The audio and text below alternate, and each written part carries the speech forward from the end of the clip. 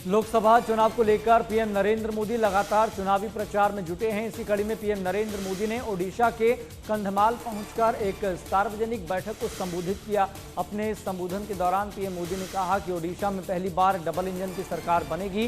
राज्य के किसी ऐसे बेटा या बेटी को सीएम बनाया जाएगा जो उड़िया भाषा या संस्कृति को समझता हो। अगले साल में भारतीय जनता पार्टी ओडिशा को नंबर 1 राज्य बना देगी। तिहाड़ जेल से रिहा होने के बाद अरविंद केजरीवाल ने दूसरे दिन की शुरुआत दिल्ली के कनॉट प्लेस स्थित हनुमान मंदिर में दर्शन और पूजा अर्चना के साथ की।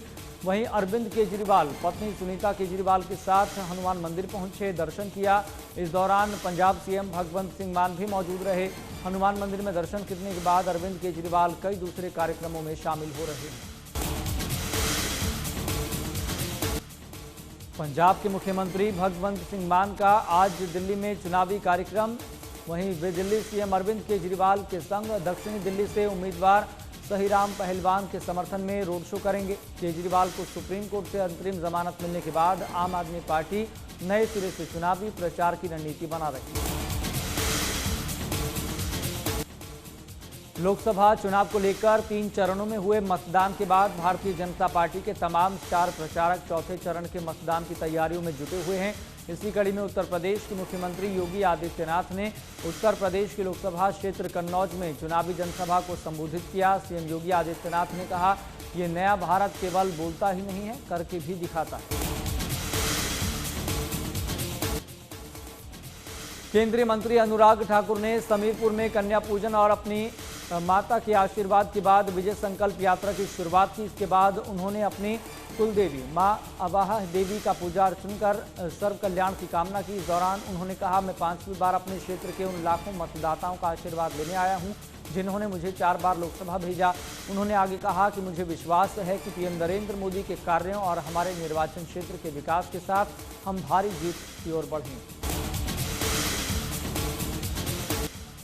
केंद्रीय मंत्री अनुराग ठाकुर ने हमीरपुर से नामांकन से पहले विजय संकल्प यात्रा का शुभारंभ किया। विजय संकल्प यात्रा के जरिए अनुराग ठाकुर ने बीजेपी के 400 के पार के नारे के लक्ष्य को हासिल करने का संकल्प दोहराया। इस दौरान हिमाचल बीजेपी के नेताओं के अलावा पार्टी के कई कार्यकर्ता भी मौजूद रहे।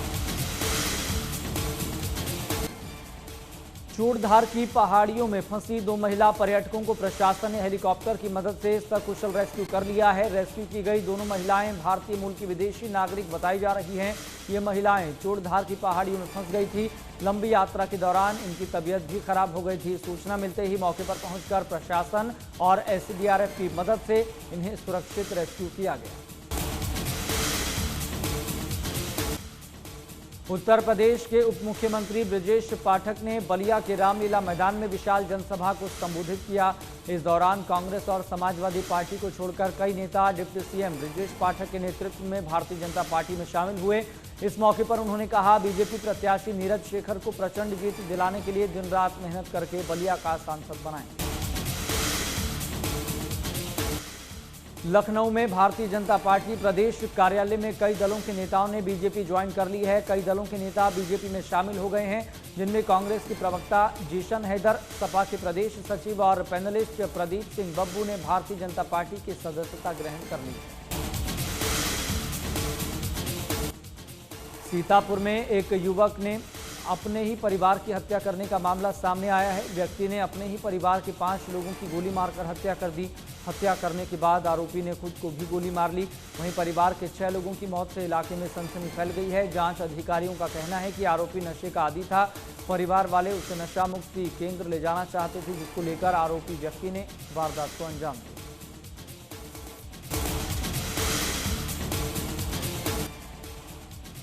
सड़क हादसे रुकने का नाम नहीं ले रहे हैं। जिले का पावटा के परशुराम चौक से आंज भोज को जोड़ने वाली सड़क पर 2 कारों में आपस में जोरदार टक्कर हो गई। आमने सामने 2 कारों की जोरदार टक्कर के बाद मौके पर अफरा तफरी मच गई।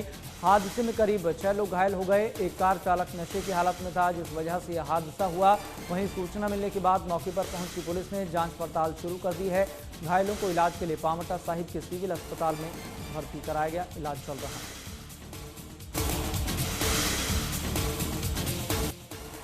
दक्षिण भारत में अपनी पैठ मजबूत करने को लेकर भारतीय जनता पार्टी के तमाम स्टार प्रचारक चुनावी मैदान में हैं। गृह मंत्री अमित शाह लगातार चुनावी प्रचार में जुटे हैं। इसी कड़ी में अमित शाह आज तेलंगाना में 2 चुनावी रैलियों को संबोधित करेंगे। सबसे पहले तेलंगाना के नगर कुर्नूल में विशाल जनसभा को संबोधित करेंगे, फिर चेवल्ला में रैली को संबोधित कर बीजेपी प्रत्याशी के समर्थन में चुनावी प्रचार करेंगे। वहीं आपको बता दें कि हैदराबाद में प्रेस कॉन्फ्रेंस कर मीडिया को संबोधित भी करेंगे। वहीं शाम को अमित शाह यूपी के वाराणसी में गंगा आरती में शामिल होंगे। चौथे चरण के लिए आज प्रचार का आखिरी दिन है। चौथे चरण में उत्तर प्रदेश, बिहार और मध्य प्रदेश समेत 13 राज्यों की 96 सीटों पर सोमवार यानी 13 मई को वोट डाले जाएंगे। लोकसभा के चौथे चरण में आंध्र प्रदेश की 25, उत्तर प्रदेश की 13, तेलंगाना की 17, महाराष्ट्र की 11, मध्य प्रदेश की 8, पश्चिम बंगाल की 8, बिहार की 5, झारखंड की 4, उड़ीसा की 4 और जम्मू कश्मीर की 1 सीट पर चुनाव होना है। इस दिन मतदाता 5 केंद्रीय मंत्री, 1 पूर्व मुख्यमंत्री, 2 क्रिकेटर और 1 अभिनेता समेत 17 प्रत्याशियों की किस्मत का फैसला करेंगे, जिसका परिणाम 4 जून को सामने आएगा।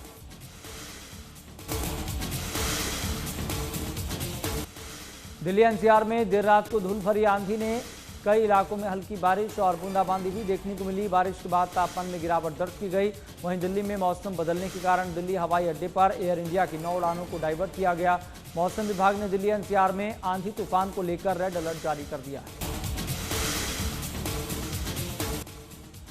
वहीं भारी बरसात के कारण बद्रीनाथ ऋषिकेश हाईवे सिरोपगढ़ के पास बंद हुआ, जिसके कारण बद्रीनाथ और केदारनाथ जाने वाले यात्रियों को श्रीकोट, श्रीनगर और कलियासौड़ में रोका गया। पुलिस अधिकारियों ने बताया कि यात्रियों को कोई परेशानी न हो, इसका ध्यान रखा जा रहा है। सिरोपगढ़ में लगातार मलबा गिर रहा है।